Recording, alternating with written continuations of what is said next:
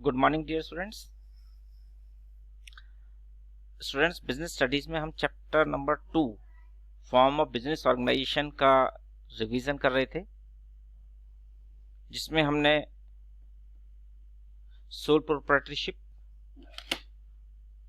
और joint Hindu family business, ये 2 steps को हम डिस्कस कर लिया था हमने।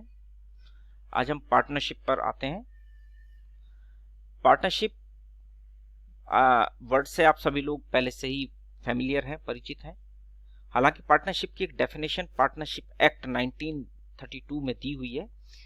Partnership is the relationship between 2 or more persons who have agreed to share the profit of a business which is carried by all or any one of them acting for all। Means partnership में जब 2 या 2 से ज्यादा लोग काम करें, मैं इस डेफिनेशन को एक्सप्लेन भी कर देता हूं। पार्टनरशिप इज द रिलेशनशिप, उनके बीच में एक रिलेशनशिप है बिटवीन 2 or more partners, 2 या 2 से ज्यादा लोगों के बीच में, who have agreed to share the profit of a business, जो किसी बिजनेस के प्रॉफिट को शेयर करने के लिए एग्री होते हैं, which is carried by all, या तो वो खुद चलाते हो उस बिजनेस को, या any one of them acting for all, या उनकी जगह पर कोई और उस बिजनेस में काम कर रहा हो। तो ऐसे जो सिस्टम है मैनेजमेंट को हम पार्टनरशिप कहेंगे। ठीक है, पार्टनरशिप के फीचर्स की बात करते हैं। Merits, easy formation and closure, बहुत आसानी से इसको फॉर्म किया जा सकता है और बंद भी किया जा सकता है।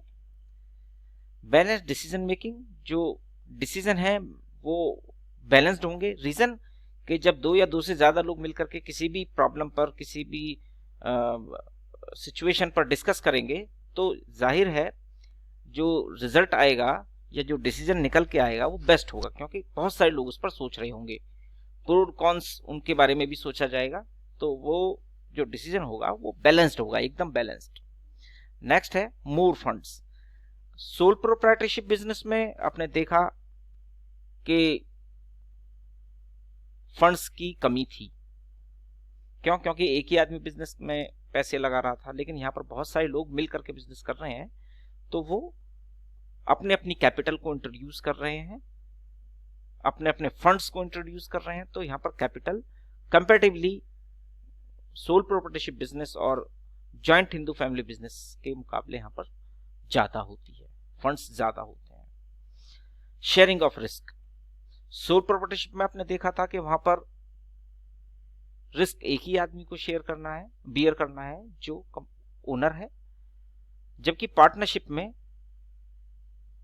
रिस्क डिस्ट्रीब्यूट हो जाता है, जितने भी पार्टनर्स हैं उनके बीच में वो डिस्ट्रीब्यूट हो जाता है, तो इन पर बहुत ज्यादा बर्डन नहीं होता, वो बर्डन रिस्क कम हो जाता है। सीक्रेसी, पार्टनरशिप को बेशक अपने जो लीगली अपने डॉक्यूमेंट्स हैं उनको सबमिट कहीं नहीं करना होता, तो इसलिए उसमें सीक्रेसी बनी रहती है, क्योंकि पार्टनर्स के बीच में कोई भी डॉक्यूमेंट, अगर वो सब पार्टनर्स लॉयल हैं, तो उनके बीच में कोई भी इंफॉर्मेशन है तो वो उन्हीं तक रहेगी, क्योंकि बिजनेस में एक को लॉस तो मतलब सबको लॉस, तो इसलिए यहां पर फिर भी सीक्रेसी बनी रहती है। देखते हैं कमियां, लिमिटेशंस क्या है। Number 1, unlimited liability. यहां पार्टनर्स की जो लायबिलिटी है वो अनलिमिटेड है, ये एक सबसे बड़ा ड्रॉबैक है इसका।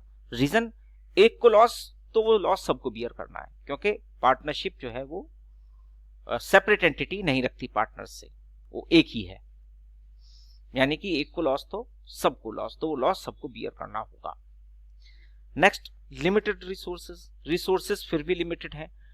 ठीक है, माना कि उसके पास में सफिशिएंट फंड्स हैं, लेकिन इतने भी सफिशिएंट नहीं है कि अगर वो बिजनेस को बहुत बड़ा या एक्सपेंड करना चाहें, तो जैसे कंपनी के अगर कंपैरेटिवली देखें तो इनके पास में फंड्स कम है, रिसोर्सेज लिमिटेड है। पॉसिबिलिटी ऑफ कॉन्फ्लिक्ट्स, सभी जानते हैं कि अगर पार्टनरशिप होती है कहीं भी किसी में भी, वो पार्टनरशिप एक दिन कॉन्फ्लिक्ट से खत्म भी हो जाती है, क्योंकि हमेशा सबका बिहेवियर एक जैसा नहीं होता, सभी एक चीज पर सहमत, एक बात पर सहमत एग्री नहीं होते, तो ये हमेशा डिस्प्यूट की वजह बनती है, तो यानी कि कॉन्फ्लिक्ट्स भी इसमें पॉसिबल हैं।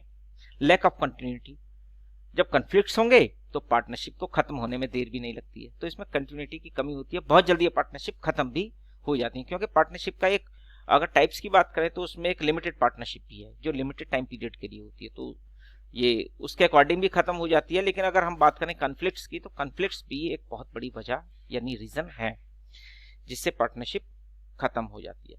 लैक ऑफ पब्लिक कॉन्फिडेंस, क्योंकि सभी जानते हैं पार्टनरशिप में काम हो रहा है, पार्टनरशिप कभी भी खत्म हो सकती है, तो पब्लिक का भी कॉन्फिडेंस उसमें नहीं होता, पब्लिक उसके साथ बिजनेस डीलिंग्स नहीं करती, यानी जो आम आदमी है वो उसके साथ बिजनेस डीलिंग करने से थोड़ा सा बचता है।